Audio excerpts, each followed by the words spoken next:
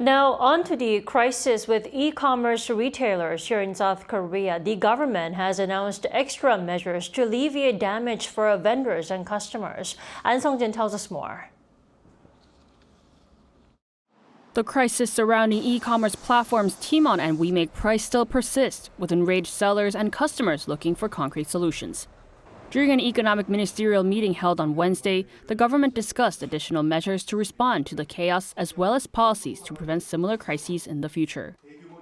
The government has put together solutions for financial support. We will begin by completing the refund process for product buyers. To assist the process, the government will be cooperating with credit card companies, electronic payment service providers, and travel agencies to give out refunds as quickly as possible. For those customers who seek a refund from travel, lodging, and airline companies, the government will also be collecting applications for collective dispute mediation by the end of this week and begin the mediation process next week.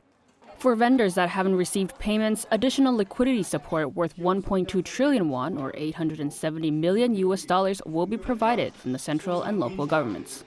Starting from Wednesday, businesses that have been affected can extend their loans and guarantees by up to a year. Meanwhile, to prevent another e-commerce crisis in the future, the government will establish regulations for e-commerce platforms to prevent them from using payments from vendors as liquidity. We will be pushing for fundamental policy reform to prevent damage like this from happening again. Existing regulations on retail and electronic transactions will also be revised so e-commerce platforms have a shorter payment period than huge retailers. Measures discussed in Wednesday's meeting will become more concrete within the month. Delays in payments from the two e-commerce retailers began in July when their mother company, the Singapore-based platform Qoo10, was reportedly in a tight financial situation.